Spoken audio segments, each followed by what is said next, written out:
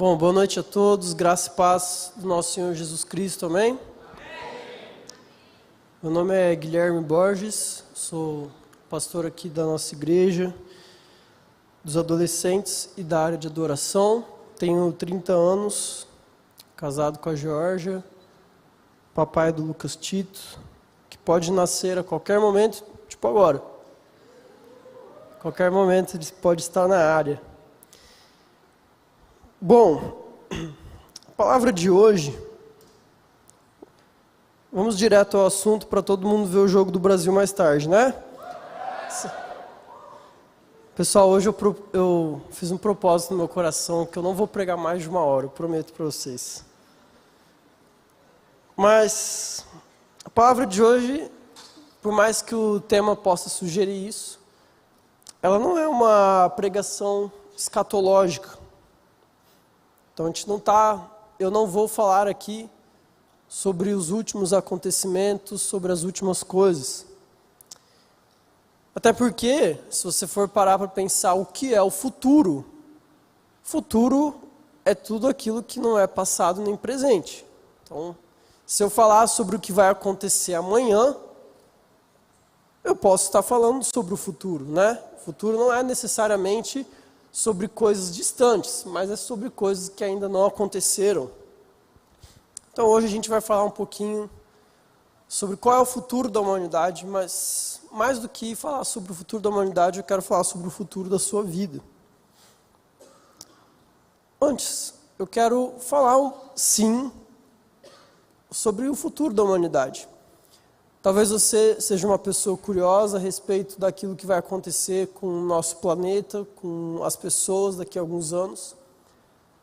E já que eu estava meditando e refletindo sobre esse tema, eu fui pesquisar um pouquinho a respeito de quais são as previsões que as pessoas estão fazendo para o mundo, para a humanidade nos próximos anos.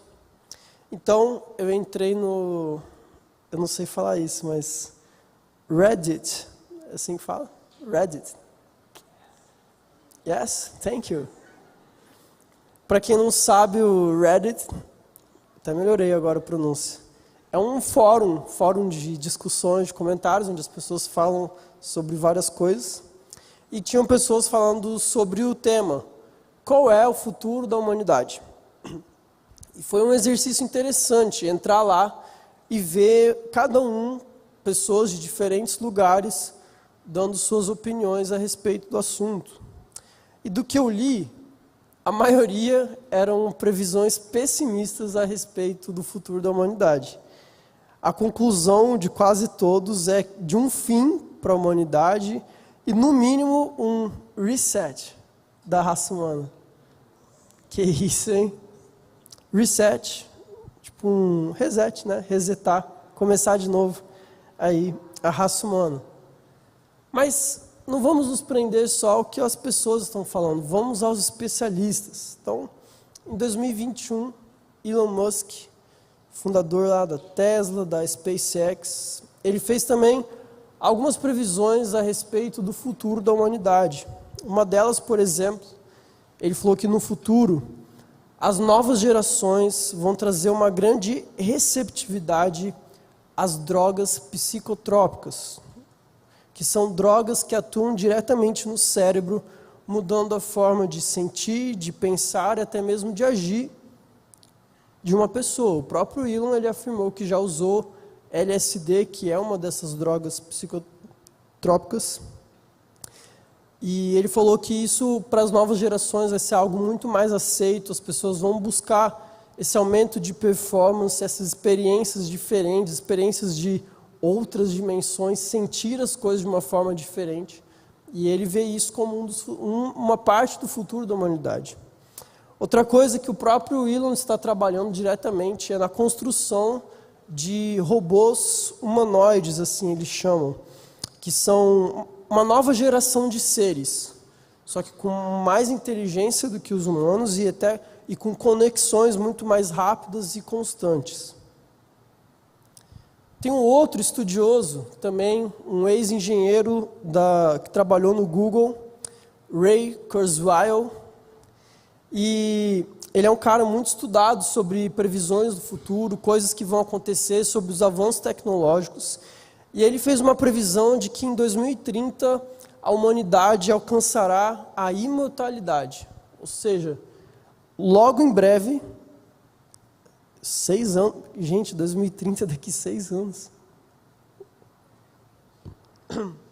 A tecnologia, na visão dele, estará tão avançada nos próximos anos, de que seremos capazes de desenvolver formas de retardar e até mesmo regenerar células velhas no nosso corpo, fazendo com que as pessoas vivam mais ou talvez no futuro breve nem morram. E olha, esse cara, ele foi o cara que acertou a previsão de que um robô, de que uma máquina ganharia de um humano no xadrez. Então assim, pode ser que ele esteja certo, vai saber, né? Mais recentemente, no planeta Terra, nós estamos sendo inseridos na era da inteligência artificial. Então, um palestrante, professor chamado Alex Brito, ele vai dizer que nos próximos 5 anos, a inteligência artificial ela vai fazer parte da nossa vida e do nosso dia a dia.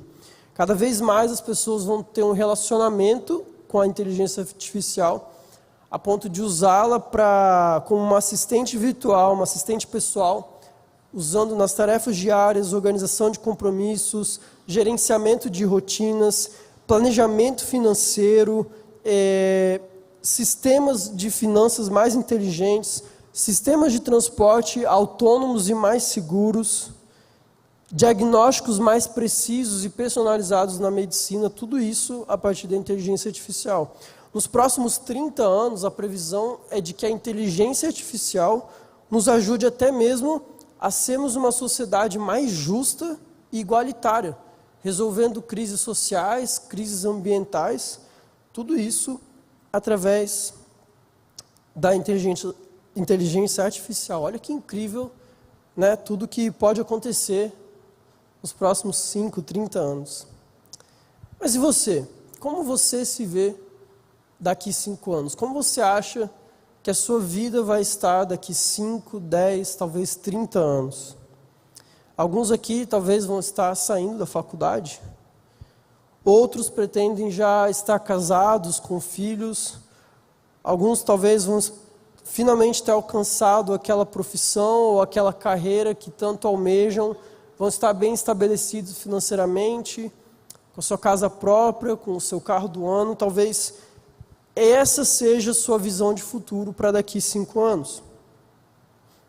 A verdade é que tem algumas pessoas que não fazem ideia de como a vida delas estarão daqui 5 anos.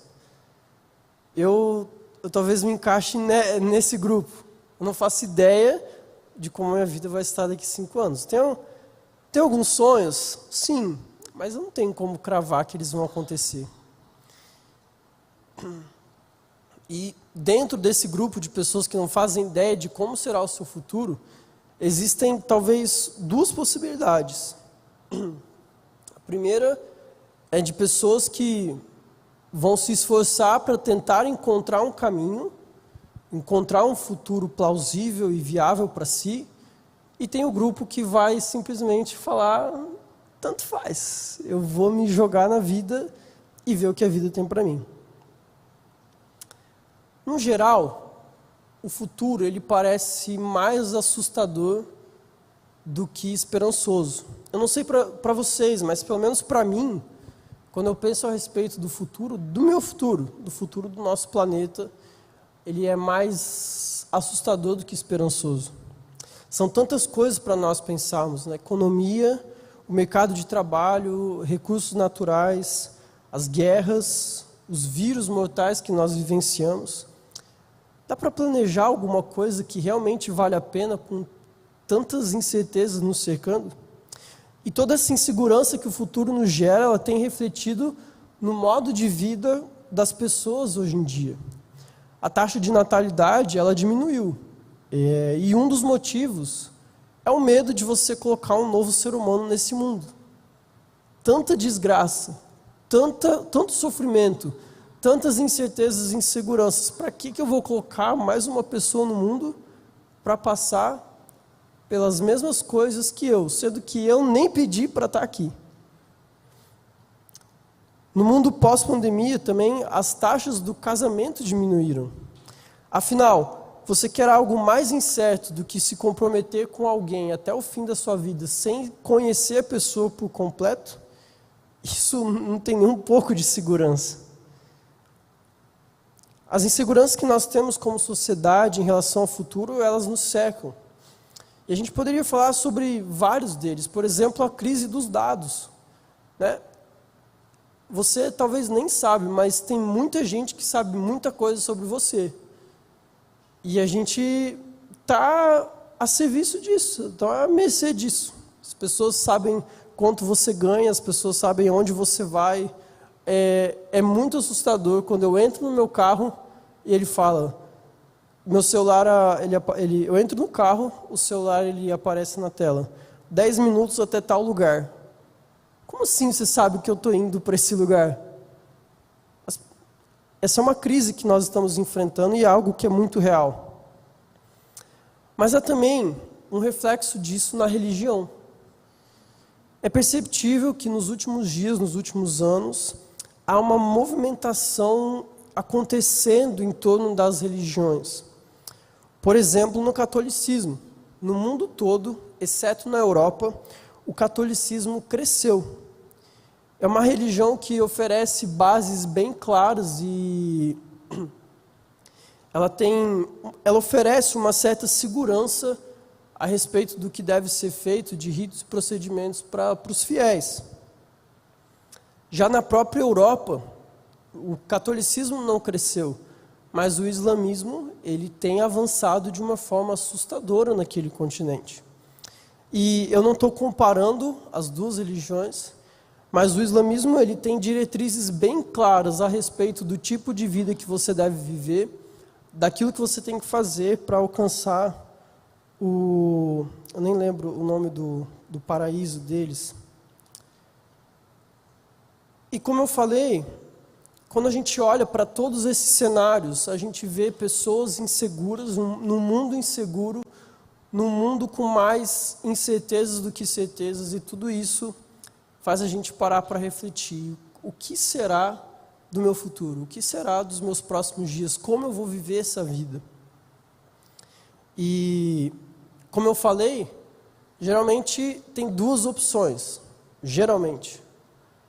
A primeira é, você vai viver a vida sem se importar muito. O amanhã, tanto faz. Eu vou viver o hoje. Eu vou buscar o máximo de prazer, de alegria e de felicidade que eu puder. E o amanhã a gente vê depois. Eu não sei onde eu vou estar, eu não sei o que vai me acontecer, eu posso morrer a qualquer momento. Então é melhor eu viver a minha vida do jeito que eu bem entender, da melhor forma possível, e o que vier depois disso, tanto faz. Mas também tem um outro grupo, que é eu vou buscar o máximo de recursos possíveis, sejam eles financeiros, sejam eles intelectuais, sejam eles até mesmo religiosos, ou até recursos emocionais, de uma forma com que eu consiga me estabilizar, buscar um pouquinho de segurança e conforto, e eu possa assim suportar o futuro, seja ele qual for, ou seja o que vier. Eu tenho meus planos, eu tenho meus sonhos, e eu estou bem firmado, alicerçado e preparado para isso, porque eu me capacitei, eu busquei ser alguém melhor, eu me preparei para isso, e os problemas do mundo vão me afetar de uma forma leve, é isso que eu espero. Geralmente a gente é apresentado para as pessoas vêm falar com você nesses dois cenários, basicamente. Mas o que será que a Bíblia pode nos dizer sobre essa vida? O que a Bíblia pode dizer sobre a previsão do futuro para nós? E aí eu quero que você abra sua Bíblia, lá em Filipenses, no capítulo 3. Paulo escreve essa carta à igreja localizada em Filipe. Era uma igreja muito especial para ele, provavelmente foi a primeira igreja que ele fundou na Europa.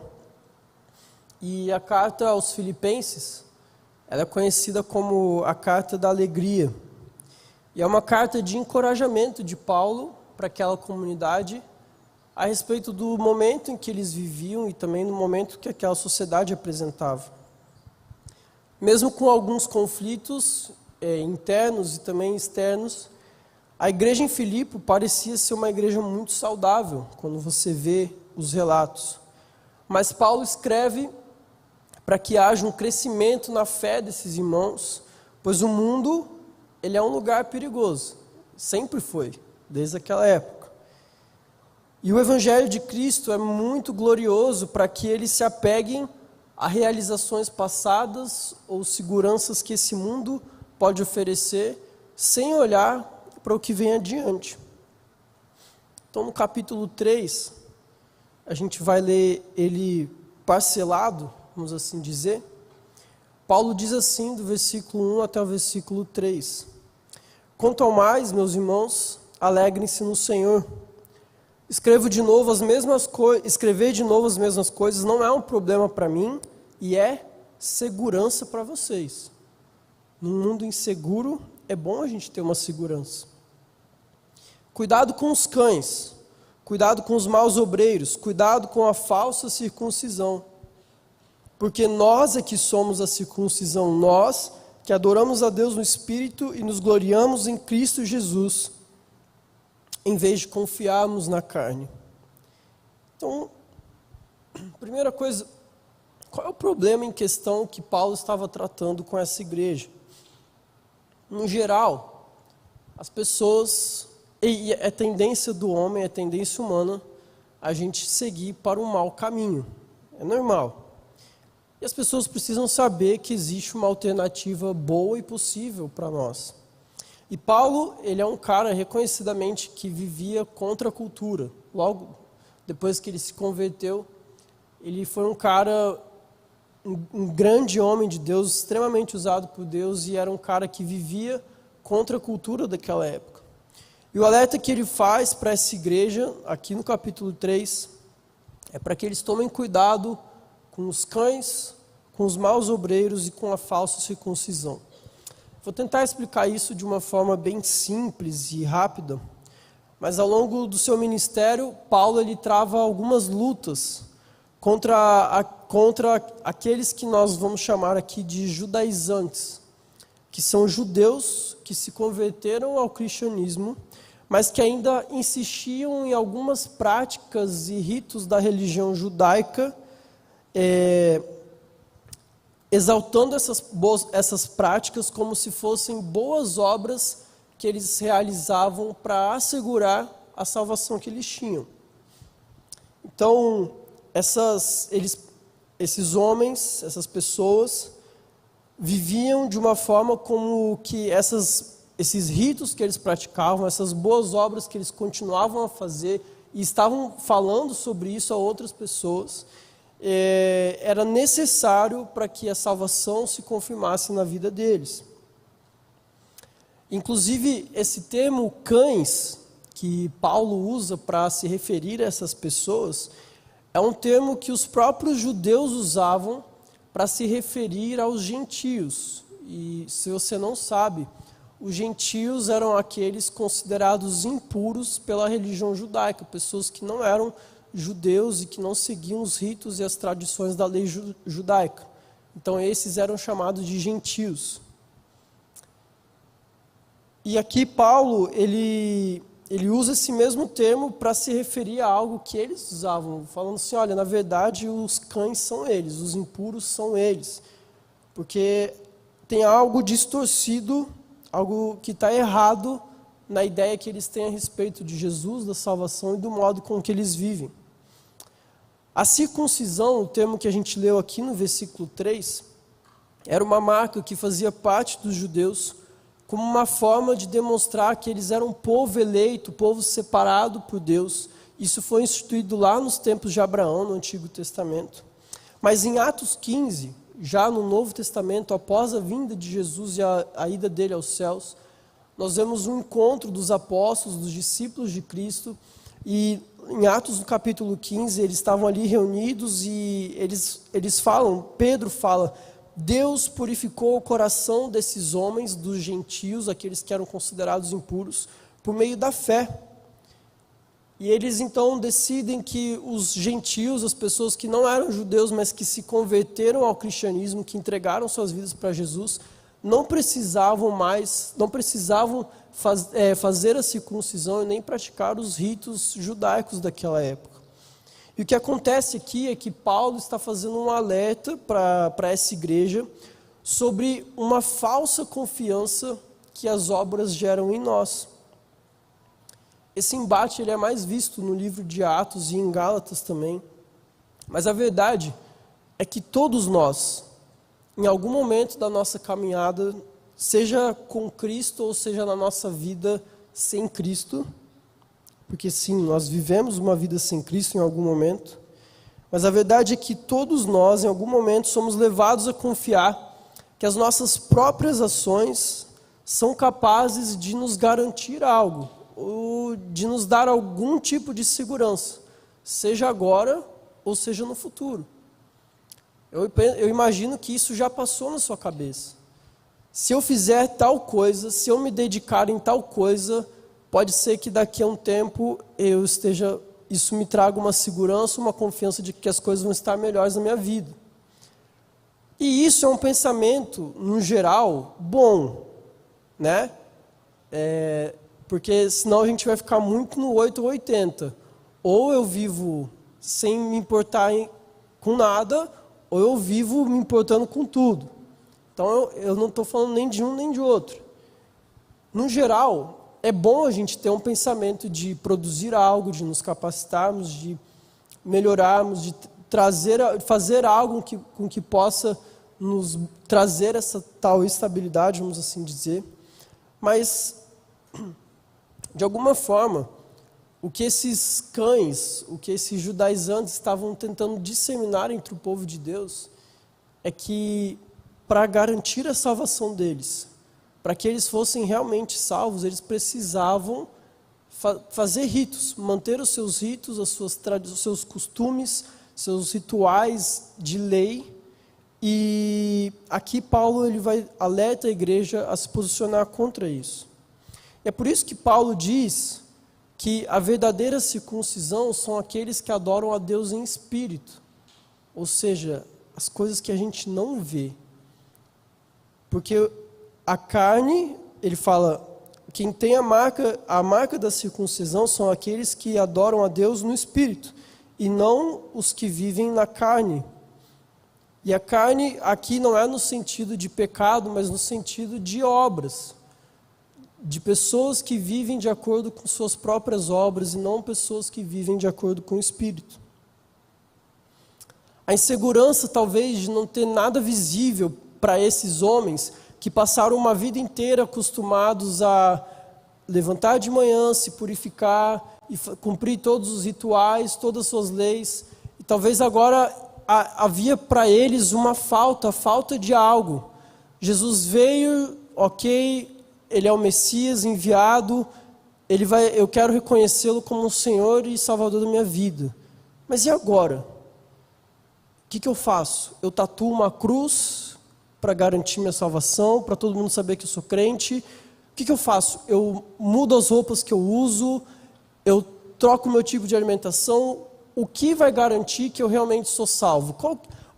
O que é o elemento visível que vai garantir, que vai trazer alguma segurança, que vai trazer algum conforto, alguma estabilidade na minha vida a respeito de que eu realmente me transformei? Para eles, quer saber? Eu vou continuar fazendo os meus ritos, eu vou continuar seguindo de alguma forma. Alguém precisa saber que eu sou diferente. Alguém precisa saber que eu sou especial. Alguém precisa saber que eu sou salvo. Eu preciso saber que eu sou salvo. Eu não sei, para mim parece que era pessoas buscando uma certeza a respeito do seu futuro. E a primeira pergunta que eu faço, que fica para nós essa noite é: o que o medo da perda tem levado as pessoas a fazer? Afinal, todos nós temos algo a perder. E talvez esses homens, eles tinham medo de perder a sua posição.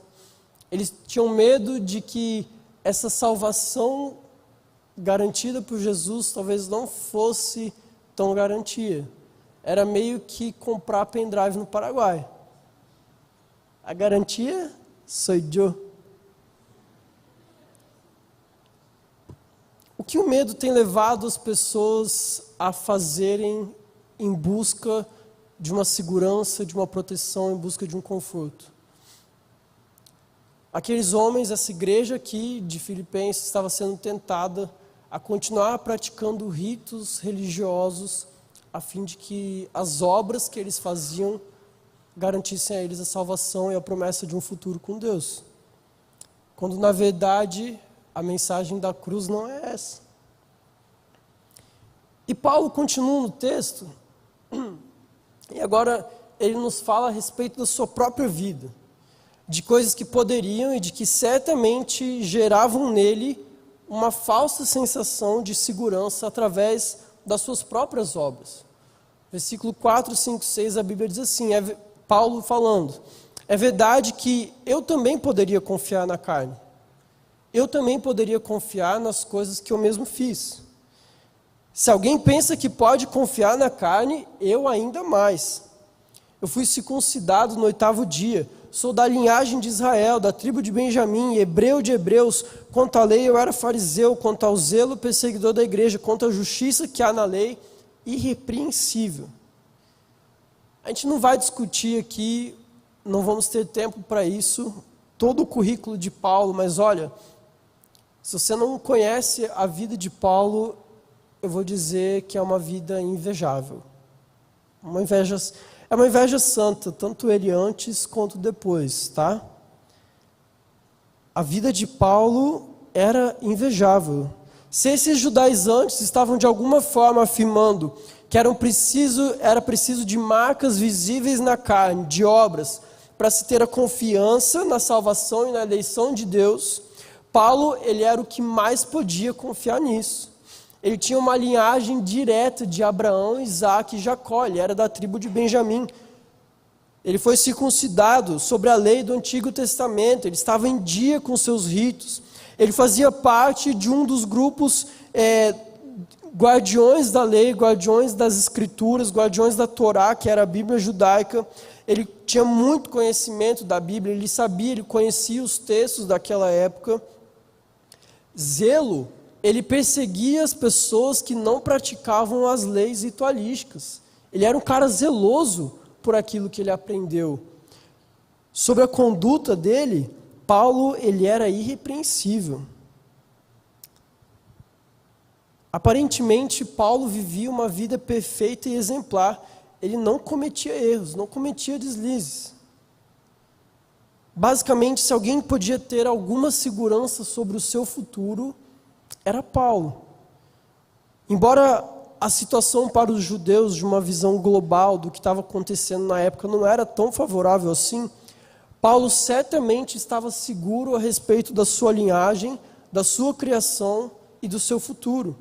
Afinal, além de tudo isso que eu falei para vocês, Paulo ele era um cidadão romano, que era o império que dominava aquela época. Então, ele tinha uma segurança étnica, ele tinha uma segurança religiosa, ele tinha uma segurança cultural. Paulo ele era experimentado e digno daquilo que o mundo considerava ideal. A fórmula do sucesso dos judeus daquela época estava nas mãos de Paulo. Tudo aquilo que as pessoas buscam em termos de segurança, em termos de estabilidade, em termos de projeção futura, Paulo tinha. Só que aí, alguma coisa aconteceu na vida de Paulo. Eu pensei nessa piada agora, então assim, se for ruim, vocês me perdoem. Mas algo aconteceu na vida de Paulo e foi tipo o príncipe Harry. Só que não foi uma Meghan Markle que apareceu e fez com que ele abandonasse toda a projeção que ele tinha, a segurança étnica, cultural, financeira, toda a projeção que ele tinha para um futuro. Não foi a Meghan Markle que apareceu na vida dele. Algo aconteceu na vida de Paulo. E aí, foi boa? Não? Vou melhorar na próxima. O que aconteceu na vida de Paulo foi que Cristo encontrou ele. E agora Paulo ele tem uma nova perspectiva a respeito de todas as coisas que se passaram e que virão na vida dele. E sabe, gente, o que eu quero dizer é que essas coisas em si, essas seguranças, essas coisas que nós buscamos, elas não são ruins, volto a dizer isso. Na verdade, se nós olharmos de uma perspectiva humana, tudo isso é uma bênção. A vida seria muito boa se todos nós nascêssemos com plenas condições e uma segurança para encararmos os nossos dias na Terra, né? Seria tão mais fácil, tão melhor, se todos nós nascêssemos com uma garantia étnica, com uma garantia cultural, com uma garantia religiosa e financeira de que a nossa vida fosse a melhor possível. Eu queria isso para mim. Eu queria isso para mim. Eu queria isso para vocês também. E o problema nem são essas coisas em si, ou a substância delas, mas a qualidade delas em nossas vidas. E quando eu digo qualidade, eu estou falando da nossa percepção positiva ou negativa a respeito delas em nós. E Paulo, ele tinha tudo isso, mas algo aconteceu na vida dele. E o versículo 7 diz assim: mas o que para mim era lucro, tudo isso, toda essa linhagem, todo o histórico, todas as seguranças, todas as garantias que ele tinha a respeito do futuro e do seu passado também, mas o que para mim era lucro, isso eu considerei perda por causa de Cristo. Na verdade, eu considero tudo como perda, por causa da sublimidade do conhecimento de Cristo Jesus, meu Senhor. Por causa dele eu perdi todas as coisas e as considero como lixo, para ganhar a Cristo e ser achado nele, não tendo justiça própria que procede da lei, mas aquela que é mediante a fé em Cristo, a justiça que procede de Deus baseada na fé. O que eu quero é conhecer a Cristo e o poder da sua ressurreição, tomar parte nos seus sofrimentos e me tornar como ele na sua morte, para de algum modo alcançar a ressurreição dentre os mortos.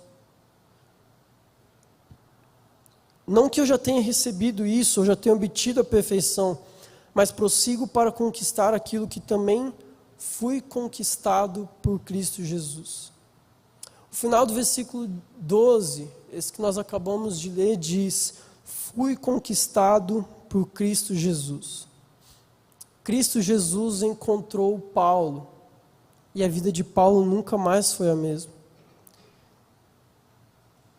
Quando Paulo se encontrou com Jesus, algo tão sublime aconteceu na sua vida, tão mais excelente que todo o resto que ele já tinha vivido, tão melhor, tão mais sublime de qualquer outra coisa que já tivesse acontecido ou que ainda iria acontecer na vida dele, que Paulo olhou para a vida dele e falou: tudo isso não tem nenhum valor para mim. Paulo, ele experimentou uma consciência de alguém que entende que conhecer a Cristo é o maior tesouro que pode existir nesse mundo. A maior segurança, a maior certeza, a maior confiança que uma pessoa pode ter nesse mundo é conhecer a Cristo. Tudo aquilo que ele poderia fazer e que de fato fez, como forma de assegurar um futuro, como uma forma de ter uma confiança, uma estabilidade, uma segurança a respeito da sua vida dali para frente, tudo aquilo que ele fez já não interessava mais para ele. Todas as coisas que ele conquistou, todas as coisas que ele ganhou, para ele já não tinham mais valor, porque agora ele foi encontrado por Cristo Jesus e a vida dele finalmente teve um sentido. Aquilo que para os judeus era um motivo de orgulho, todo o cumprimento da lei, o exemplo que Paulo era para aqueles que seguiam as leis, as tradições da época, Paulo considerava um sinal da sua própria destruição. Por Cristo vale a pena nós perdermos todas as coisas. E essa perda é lucro. E de alguma forma, quem entende isso sai ganhando. O próprio Jesus já havia falado sobre isso em Mateus no capítulo 16, que ele fala que quem quiser ganhar a sua vida, salvar a sua vida, terá que perdê-la. E quem perder a vida por minha causa, então a achará. De que adianta uma pessoa ganhar o mundo inteiro e perder a sua alma? Ou que dará uma pessoa em troca da sua alma? Paulo já não se importa mais tanto com o que as pessoas vão pensar, com a sua família, o que os seus amigos, as pessoas que cresceram com ele nessa mesma cultura, buscando as mesmas coisas que ele já não se importava com o que elas iam pensar a respeito dele, porque ele encontrou o seu Senhor. O texto diz: Cristo Jesus, o meu Senhor.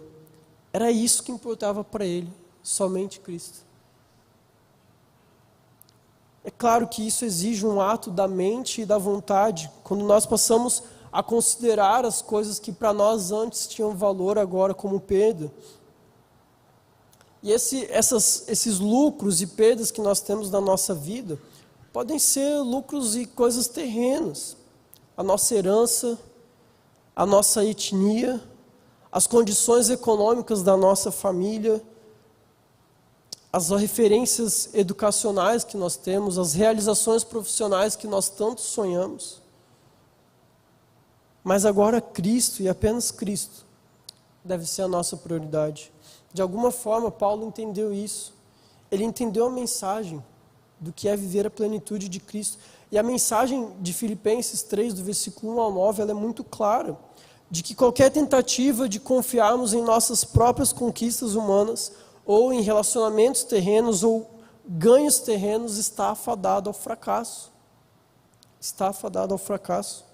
Todos os caminhos propostos pelos homens são, no final, nada mais do que tentativas repletas de orgulho de obtermos nossa própria salvação, graças aos nossos feitos. Porque de alguma forma nós pensamos que aquilo que nós fazemos e produzimos para nós mesmos pode nos dar algum tipo de recompensa. Seja ela uma simples segurança, seja ela uma vaidade, um orgulho de falar: eu consegui, eu consegui. Tem uma série muito interessante que eu estava assistindo, eu tenho até que voltar para saber o que aconteceu no final. Basicamente, é um cientista que conquistou grandes coisas na sua vida, mas lá atrás ele tomou uma decisão que ele teve que abrir mão de coisas que tinham valor e tinham importância na vida dele para conseguir conquistar aquilo que ele tanto almejava.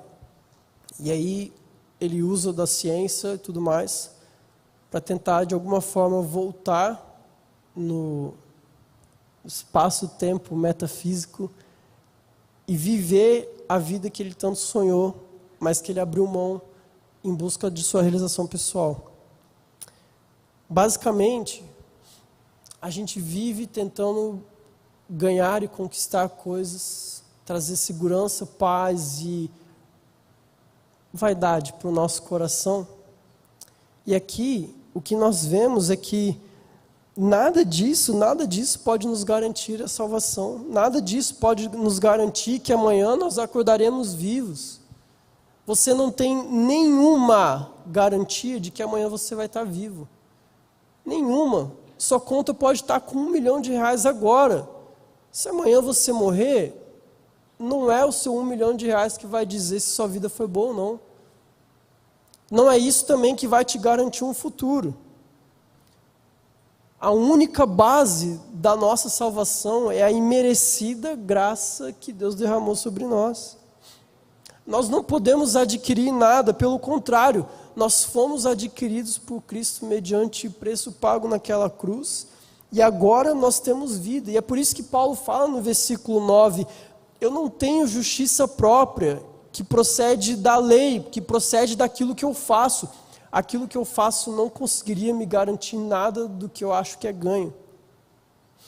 Mas o que eu tenho é me dado mediante a fé em Cristo, a justiça que procede do próprio Deus. O verdadeiro objetivo da nossa vida não é a justiça legal, por fazer boas obras, por andar em regulamentações humanas, e sim a justiça que é gerada pelo próprio Espírito e que nos leva à vida eterna. É isso que nós cremos, na obra de Jesus na cruz, revelada a nós através do Espírito Santo. E agora eu começo a experienciar uma vida diferente, uma vida com Deus. E Paulo aqui, ele entra num momento da vida dele onde ele começa a entender a profundidade do amor de Deus por ele e aquilo que ele quer experienciar, aquilo que ele quer vivenciar em Deus. A gente vai ver ao longo das cartas paulinas tantas descrições a respeito daquilo que Deus fez por nós. A gente começa a entender a profundidade do amor de Deus por nós, quando nós ainda éramos pecadores, incapazes e não querendo. Nós éramos incapazes de querer e não querendo ter um relacionamento com Ele. E ainda assim Ele renunciou à sua própria vida na cruz para que a gente pudesse viver. E esse Deus verdadeiro que foi exaltado acima da criação, Ele quer orientar e dirigir as nossas vidas. Cada cristão pode confessar que Ele não é só um Senhor, Ele é o meu Senhor, Ele é o seu Senhor. E Ele nos cuida, nos guia e nos assiste de forma com que a gente pode afirmar que todas as coisas que acontecem cooperam para o nosso bem. A Bíblia diz isso. Como pode ter algo no mundo, qualquer coisa no mundo, que nos ofereça mais que isso? O que no mundo, qual é o tipo de garantia que você procura na sua vida que pode te oferecer mais do que um Deus que te amou, sabendo quem você é, sabendo das coisas que você pensa, das coisas que você fala e das coisas que você faz? Ainda assim, Ele te amou ao ponto de entregar a própria vida para que você pudesse viver uma vida com sentido, uma vida plena, uma vida abundante. Aonde mais você vai encontrar isso? E eu não estou falando só de religião, eu estou falando que você pode buscar em qualquer coisa dessa vida. Você não vai encontrar. Não há mais uma necessidade da gente manter um diário de nossos esforços para nos aproximarmos de Deus, porque foi Ele quem se achegou a nós. E sabe, gente, isso serve como um alerta para nós, porque muitos de nós estamos tentando de alguma forma viver uma vida de boas obras para buscar essa tal segurança, essa tal estabilidade do qual nós não damos conta, nós não conseguimos alcançar. E o problema é que isso, em muitos de nós, tem levado a um caminho ainda mais perigoso, um caminho de orgulho, de vaidade e de destruição. Calvino vai dizer que, onde quer que vejamos uma falsa estima de excelência pessoal de alguém, arrogância e orgulho, ali nós nos asseguramos de que Cristo não é conhecido. Essas coisas que Paulo falava que eram lucro, elas só pareciam lucro. Todos esses ganhos que o mundo nos propõe, todas essas coisas que parecem nos dar essa sensação de estabilidade, essa confiança, essa segurança de não temer o futuro, na verdade, elas são lixo, irrelevantes.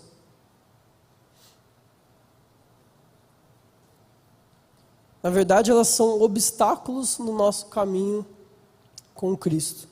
E se a gente não entender nada, se a gente não entender que nada do que nós fizermos poderia nos levar a Deus, os nossos dias nessa terra, elas serão levados nessa mesma motivação. Afinal, se eu achar que alguma obra minha me garantiu ser salvo, o resto, então,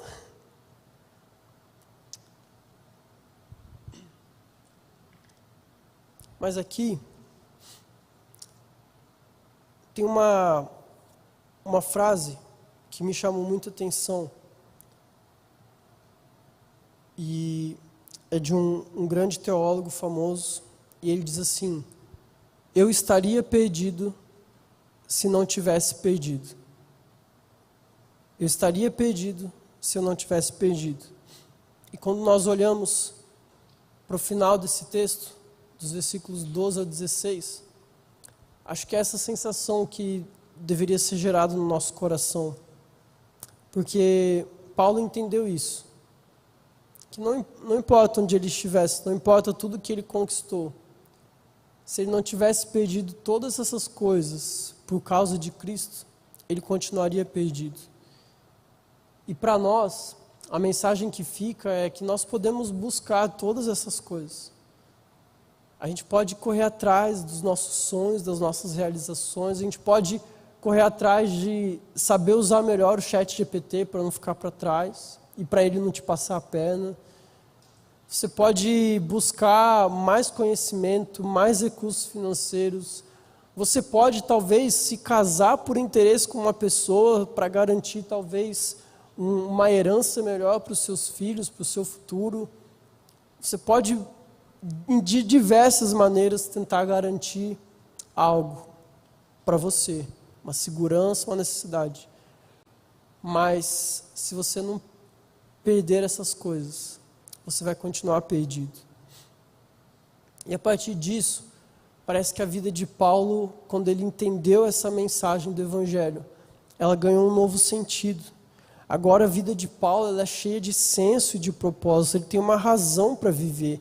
Ele não vive por falsas seguranças ou por motivações rasas e incompletas, por coisas que se passam, que acabam e que não tem garantia nenhuma. Paulo agora vive para ganhar a Cristo, ser achado nele, conhecer Jesus e o poder que há na ressurreição, participar dos sofrimentos de Cristo, se tornar como ele na sua morte, porque sabe que ali há vida. E como então nós viveremos a partir de agora? Como será a nossa vida no futuro com esse novo entendimento? Aí o texto finaliza assim: não que eu já tenha recebido isso, eu já tenha obtido a perfeição, mas eu prossigo para conquistar aquilo para o que também fui conquistado por Cristo Jesus. Quanto a mim, irmãos, eu não julgo havê-lo alcançado, não cheguei lá ainda. Mas uma coisa eu faço, esquecendo-me das coisas que ficam para trás e avançando para as que estão diante de mim, eu prossigo para o alvo, para o prêmio da soberana vocação de Deus em Cristo Jesus. Paulo agora ele pode olhar para o futuro com uma perspectiva totalmente diferente, sem medo das incertezas e das inseguranças que esse mundo pode nos propor, porque tudo aquilo que poderia tentar de alguma forma garantir algo para ele não faz diferença. Ele está seguro em Cristo. A vida dele agora é conhecer a Cristo, conhecer quem ele é, se render a essa majestade, esse soberano chamado de Deus sobre a vida dele. Participar do poder que há na morte, na ressurreição de Cristo, nos sofrimentos que ele passou por nós, mas na confiança de que ele ressurgiu, que ele vivo está, sentado à direita do Pai, reinando sobre todo o principado, toda a potestade, isso que diz o texto de Efésios 1:20. Quando eu olho para Cristo, eu não preciso temer o meu futuro. Quando eu olho para Jesus e me busco ser encontrado nele, eu não preciso ter medo do que o amanhã vai me propor, eu não preciso ter medo do meu dia seguinte, eu não preciso ter medo dos meus próximos 5, 10, 30 anos, porque não importa, eu estou seguro em Cristo. E não foi por nada que eu fiz, foi por tudo que ele fez por mim. Sabe, eu penso que para nós o que nos resta é sim olhar para o futuro. De uma certa forma, quanto maior a instabilidade, mais nós iremos correr atrás de segurança. Mas é nesse momento que nós precisamos nos lembrar que não existe nada mais seguro do que o sacrifício de Jesus por nós. E a partir disso, nós não olhamos mais para o futuro com uma perspectiva de perda, de que eu vou... É com uma perspectiva de perda, mas assim, eu não vou ter que abrir mão de algo para poder viver para Jesus. É porque o que eu abrir mão já não tem significado, porque Jesus é tudo para mim e tudo em mim. quando eu entendo que eu estou nesse caminho, é um caminho incompleto. O próprio Paulo fala, eu não atingi ainda a perfeição. Eu não acho que eu ganhei tudo já, que eu conquistei tudo. Eu sei que eu estou nesse caminho incompleto. Mas agora, eu estou andando nele. E eu entendo que estou indo em direção ao alvo, que é viver a plenitude da minha vida com Cristo Jesus, que não tem nada melhor que isso. Sabe, a minha oração é para que todos nós tenhamos esse mesmo entendimento de Paulo. E falando, pelo menos pessoalmente, falando de mim, eu sei que não é fácil. Para mim é difícil. Tem uma música da Heloísa Rosa, não sei quantos conhecem, que é um pouco mais antiga, mas ela fala que ela buscou na vida tantas coisas e nem sabe por que razão. Em um momento ela parou para pensar e viu que ela estava correndo atrás do vento. A minha oração é que para que nós tenhamos um entendimento a respeito das nossas perdas e dos nossos ganhos e façamos um compromisso total das nossas vidas com Jesus, crendo e esperando e confiando que nada pode nos separar do amor dele. A Bíblia fala que nada pode nos separar do amor de Deus que está em Cristo Jesus. E sabe, eu creio no meu coração que a partir do momento que nós começarmos a viver essa realidade, esse entendimento de que nós não precisamos de mais nada a não ser Cristo Jesus, tudo vai fazer sentido, porque Jesus vai ser tudo em nós.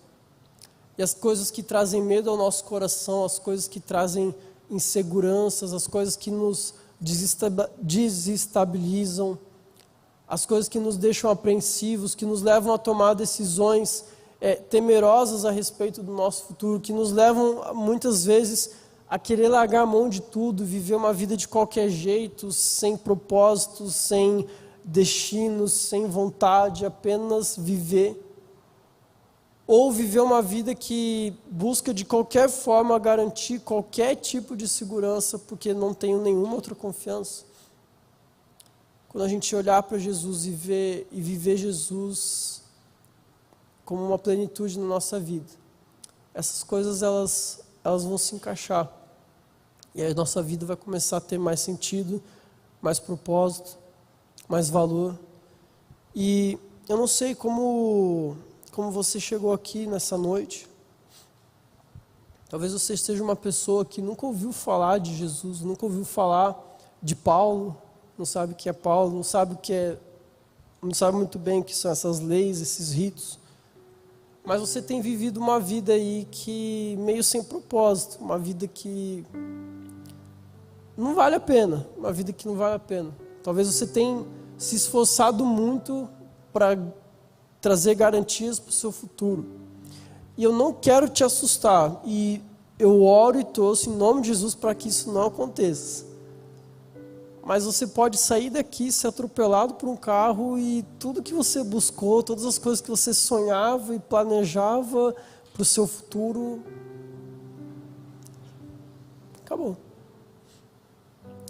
Nenhum de nós pode acrescentar um dia sequer na nossa vida. Gente, a ciência, ela pode até tentar garantir a imortalidade, mas Deus é o dono da vida. Se Ele quiser, Ele tira. Ele dá e Ele tira a hora que Ele quiser. Mas existe uma forma, existe uma possibilidade de você viver uma vida com sentido, uma vida com propósito, uma vida segura, uma vida confiante. E essa vida é viver Jesus. Não é você entrar para uma religião, não é você participar de um culto, é você reconhecer aquilo que Cristo fez por nós. A Bíblia diz que Ele morreu por você, Ele te amou de uma forma tão grande, tão profunda, que Ele entregou o seu Filho para morrer por você, para transformar a sua vida, para te salvar, e Ele quer ser o Senhor e Salvador da sua vida. Ele quer que você viva uma vida plena, uma vida com sentido. Não é uma vida longe das tentações, não é uma vida que que não vai ter mais incertezas. Não, a gente vai continuar vivendo nesse mundo, é um caminho incompleto. Mas é uma vida que você pode olhar para frente, olhar para o seu alvo e falar: eu estou caminhando com Cristo e em Cristo para Cristo. E essa é a maior segurança que eu poderia ter. Aquilo que títulos, fama, dinheiro, realizações jamais poderão te dar, em Cristo você encontra. Eu quero perguntar se tem alguém aqui nessa noite que gostaria de entregar a sua vida para Jesus e dizer: eu quero que Jesus seja o Senhor e Salvador da minha vida e quero viver para Ele todos os dias. Tem alguém aqui que gostaria de tomar essa decisão hoje? Eu quero pedir que você levante uma das suas mãos. Tem alguém que gostaria de entregar a sua vida para Jesus e dizer: eu quero viver essa vida plena, essa vida com propósito? Tem alguém aqui? Levanta sua mão para eu ver. Temos aqui, glória a Deus, Deus te abençoe. Pode abaixar sua mão. Tem mais alguém? Deus te abençoe. Tem mais alguém que gostaria de entregar a sua vida para Jesus nessa noite e dizer: eu quero experimentar essa vida diferente, eu cansei de viver em busca de prazer, em busca de coisas que não me preenchem, que eu chego à noite em casa e minha vida parece que continua vazia, sem sentido, sem propósito. Eu tento fazer coisas que de alguma forma vão me dar alguma segurança, mas não. Tem alguém aqui que gostaria nessa noite de... Deus te abençoe. Tem mais alguém? Deus te abençoe também. Gostaria de pedir que todos ficassem em pé e fechassem seus olhos nessa hora. E você que levantou uma de suas mãos, gostaria de convidar você a vir aqui na frente. Eu queria que você fizesse uma oração junto comigo. A gente não quer te constranger, a gente não quer expor você, mas eu gostaria de te conhecer, de olhar nos seus olhos, a gente orar juntos. Você vai fazer aquilo que nós chamamos de uma oração de entrega. Queria que você viesse aqui na frente, pode vir.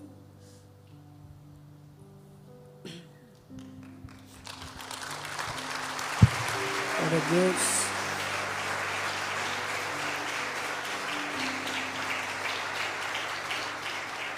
Se mais alguém não levantou sua mão, mas quiser vir aqui na frente também, entregar a sua vida para Jesus, você pode vir, nós estamos aqui. Você vê Paulo falando com essa igreja, chamando eles de irmãos, irmãos tal coisa, irmãos tal coisa. É porque realmente nós somos uma família. Nós queremos te receber como uma família, queremos cuidar de você. Eu vou pedir então que vocês que vieram aqui na frente entregar a vida de Jesus, a sua vida para Jesus, que vocês repitam uma oração comigo, tá bom? E se você está aí no seu lugar e quiser fazer essa oração também, você pode fazer junto comigo. Senhor Jesus, nessa noite, o Senhor me encontrou. E eu conheci o meu Salvador. Eu reconheço a vida errada que eu vivi. Uma vida de pecado, uma vida tentando controlar o meu futuro, o meu destino e a minha direção.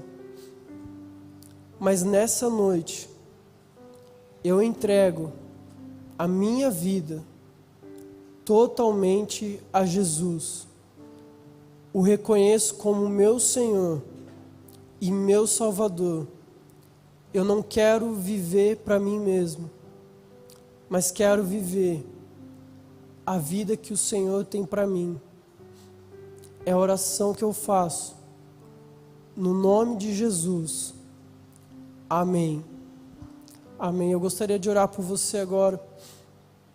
Deus, nós queremos te agradecer, Pai, por essas pessoas que vieram aqui na frente, entregar a vida delas a Jesus, o reconhecendo como o Senhor e Salvador da vida delas. Pai, a Tua palavra diz que em algum momento todos nós estávamos perdidos, estávamos mortos em nossos pecados, em nossos erros, em nossos delitos, mas o Senhor nos encontrou. Pela Tua graça nós fomos salvos mediante a fé na pessoa de Cristo Jesus, e isso não foi nenhum esforço, nenhum mérito nosso, mas é a obra totalmente do Senhor em nós. E nós queremos te agradecer porque essa foi uma noite de salvação. Pai, nós oramos para que essas pessoas que hoje entregaram suas vidas para Jesus possam viver e experimentar o sobrenatural, possam viver uma vida diferente e totalmente nova daquilo que eles já ouviram falar a respeito da vida. A tua promessa é que o Senhor tem vida plena, vida abundante, vida eterna para essas pessoas. E nós oramos para que nessa noite elas recebam essa confirmação no coração delas. Pai, nós oramos para que elas sejam cheias do Teu Espírito Santo. O Teu Espírito Santo, que é o selo da herança, o selo da promessa que nós recebemos em Cristo, possa tocar e invadir o coração delas. E elas possam sair daqui e viver todos os dias de hoje até o para sempre, com a confiança no coração de que elas são amadas, de que elas são queridas, de que elas são salvas, de que elas são filhas do Senhor. Nós oramos, Pai, pedindo para que daqui para frente elas possam caminhar com o Senhor, descobrir mais e mais de quem o Senhor é, de quem Jesus é, de como o Senhor vive, de como o Senhor age, de como o Senhor trata as pessoas, e que nós, como comunidade de fé, como família do Senhor, possamos abraçar essas pessoas, cuidar delas, e que através daquilo que o Senhor está fazendo, ainda vai fazer, outras pessoas possam vir a conhecer a Jesus e terem suas vidas transformadas. É a oração que nós fazemos como igreja, no nome de Jesus. Amém e amém. Que Deus abençoe vocês. Nós queremos conhecer vocês e ajudar vocês nessa caminhada. Então eu vou pedir para que vocês sentem aqui nessas cadeiras da frente. A gente vai só pegar o telefone e o nome de vocês para mandar uma mensagem e falar um pouquinho sobre essa decisão que vocês tiveram essa noite e também poder acompanhar vocês mais de perto, tá bom? Para o restante da igreja, gente, vai ser só o segundo tempo hoje mesmo, viu? Não teve jeito. Mas eu queria dar oportunidade para todos nós agora. Sabe, esses judaizantes, eles não estavam totalmente errados. Eles achavam que aquilo que eles estavam fazendo, de alguma forma, estavam produzindo algo bom para eles. E eu sei que é normal para nós, com o tempo, na nossa vida, na nossa caminhada cristã, nós acharmos que vimos a igreja, fazemos coisas, trabalharmos para Jesus, buscar determinadas coisas, vão acrescentar algo a nós, vão ter a capacidade de transformar as nossas vidas ou vão nos dar cada vez mais certeza de que nós somos salvos ou de que nós merecemos alguma coisa. Mas eu queria que agora, nesse momento, enquanto nós cantamos essa canção, você pudesse fazer uma oração de reconhecimento de quem Jesus é para você. Sabe, Paulo, ele olhou para tudo que ele havia ganho na vida, todas as coisas que ele havia conquistado, ministério, carreira, sonhos, planos, estava tudo bem desenhado. Mas ele olhou para tudo aquilo e falou: cara, quer saber? A única coisa que importa para mim é Jesus.